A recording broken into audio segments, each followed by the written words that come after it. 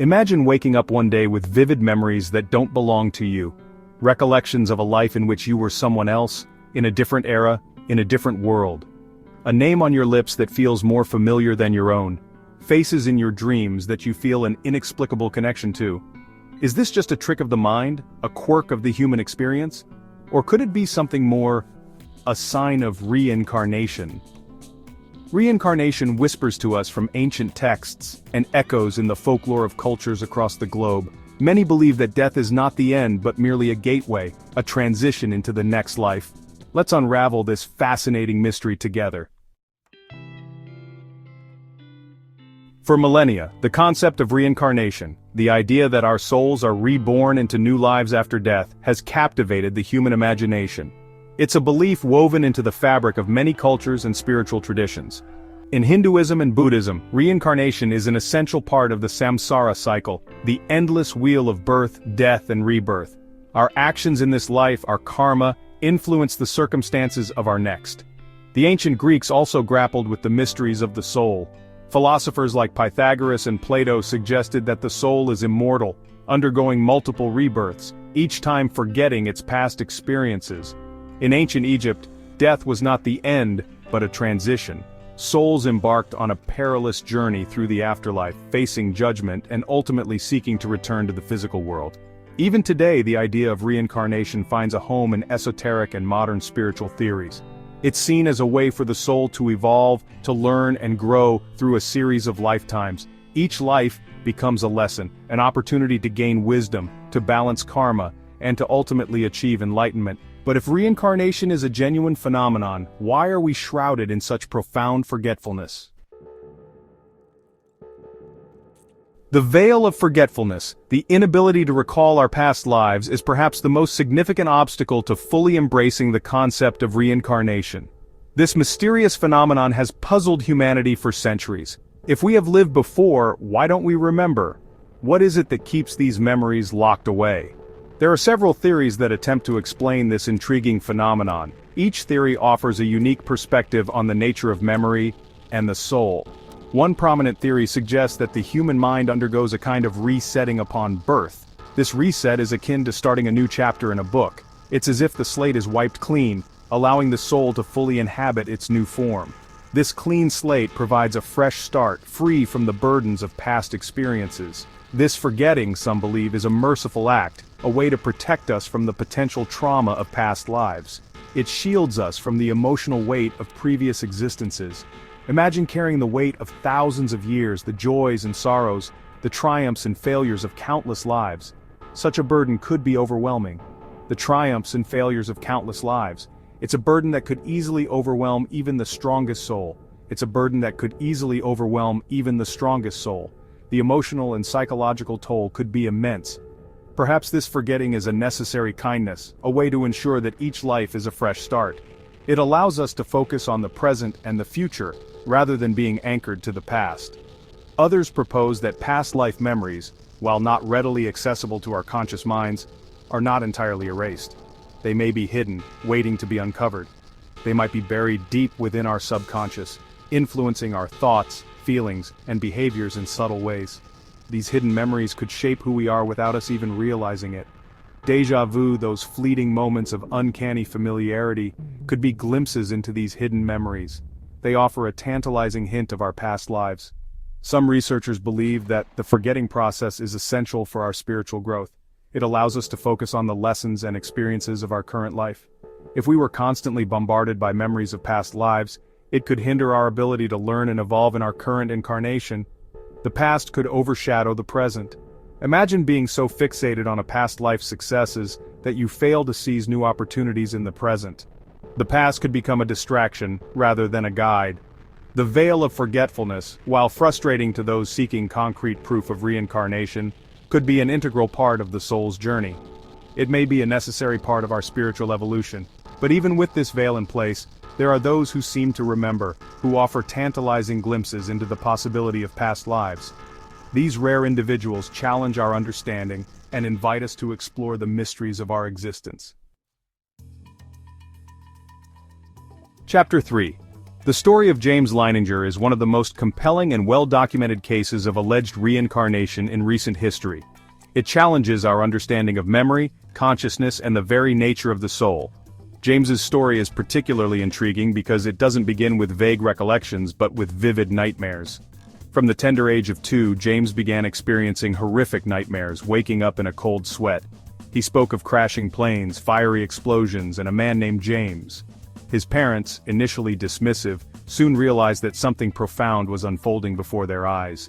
As James grew older, his nightmares intensified and the details became increasingly specific. He spoke of a plane called a Corsair, of being shot down over a place called Iwo Jima. Intrigued, and more than a little frightened, James's parents began to investigate. They discovered that James's descriptions matched the life and death of a real World War II fighter pilot, James Houston. Houston's plane, a Corsair, had been hit during the Battle of Iwo Jima, crashing into the ocean. The details were too specific, too eerily accurate to be dismissed as mere coincidence. Chapter 4. In the heart of India, in the bustling city of Delhi, a young girl named Shanti Devi emerged as a beacon of the reincarnation mystery. Her story would captivate not just her family, but the entire nation, and eventually, the world. Shanti's case is particularly noteworthy for the sheer volume of verifiable details she was able to provide about her alleged past life. These details were not just vague memories but specific, concrete facts that could be, and were, checked and confirmed. At the tender age of 4, Shanti began to exhibit strange behaviors, speaking in hushed tones about a life that seemed to exist only in her memories. Her parents were initially puzzled, but as the stories continued, they realized something extraordinary was happening. She spoke of a husband and children, of a life cut tragically short in the town of Mathura. The details she provided were so vivid and precise that it was hard to dismiss them as mere fantasies of a child's imagination. Her parents, devout Hindus, listened intently, recognizing the possibility that their daughter might be experiencing something truly extraordinary. They were both fascinated and concerned, unsure of what to make of these revelations. As Shanti grew older, her memories intensified, becoming clearer, more detailed. She could recall specific events, people, and places with an accuracy that was both astonishing and unsettling. She spoke of her past life name, Luji Devi, and described her former husband, his appearance, his profession, even the layout of their home. These were not just random details but intimate knowledge that only someone who had lived that life could know. Intrigued and eager to understand their daughter's claims, Shanti's parents embarked on a journey to the town of Mathura. They hoped to find some answers, or at the very least, some peace of mind. They were astonished to discover that a woman named Luji Devi had indeed lived and died there. The records matched Shanti's descriptions perfectly, leaving no room for doubt. Shanti recognized members of Luji Devi's family, instantly recalling their names and relationships. It was as if she had known them all her life, which, in a way, she had. She navigated the streets of Mathura with ease, as if guided by an invisible map etched into her soul. Her story remains one of the most compelling cases of reincarnation ever documented, a testament to the mysteries that lie beyond our understanding. Chapter 5. The case of Goswami, an unassuming Indian man thrust into the spotlight by an inexplicable phenomenon, challenges our understanding of language acquisition, memory, and the very nature of consciousness. His story is not just a curiosity, but a profound mystery that has intrigued scholars and laypeople alike. Goswami's story is unique in that it centers not on detailed recollections of past lives, but on a sudden and inexplicable ability to speak and understand an ancient language he had never encountered in his current life. This phenomenon defies conventional explanations and opens up questions about the latent capabilities of the human mind. In the 1960s, Goswami, a quiet, unassuming man living a simple life in India, underwent a transformation so profound, so utterly inexplicable, that it left him bewildered and forever changed. This transformation was not just a fleeting moment, but a lasting alteration of his very being. He began to speak, fluently and without conscious effort, in ancient Egyptian, a language considered dead for centuries.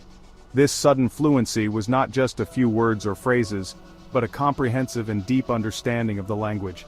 At first, Goswami dismissed these strange utterances as nonsensical ramblings. He thought perhaps he was dreaming or experiencing some form of mental lapse, but the words continued to flow, pronouncements in a language both ancient and alien, yet strangely familiar. It was as if the language was embedded deep within his subconscious, waiting to be unlocked. He felt an inexplicable pull towards Egypt, a sense of longing for a land he had never known. This longing was not just a passing fancy, but a deep, almost spiritual connection to the ancient civilization. Word of Goswami's newfound linguistic abilities spread quickly, attracting the attention of scholars and skeptics alike.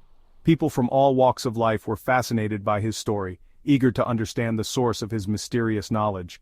Linguists were baffled, unable to explain how an ordinary man with no prior exposure to ancient Egyptian could possibly possess such fluency. They delved into his background, searching for any clues that might explain this anomaly. They tested him rigorously, presenting him with complex hieroglyphic texts. These tests were designed to challenge even the most knowledgeable experts in the field. To their astonishment, Goswami excelled, deciphering the ancient script with ease. His ability to understand and interpret the text was nothing short of extraordinary. It was as if Goswami was a living repository of ancient knowledge, a conduit to a time long past. His story continues to inspire and mystify, a testament to the unexplored depths of the human mind. The question of reincarnation, of whether our souls return to this world again and again, remains one of the most debated topics in science and philosophy, capturing the imagination of many. There are those who dismiss these stories as mere coincidences, as the products of overactive imaginations or wishful thinking. However, with each compelling case, the possibility of reincarnation becomes more difficult to ignore, challenging our understanding of life and death.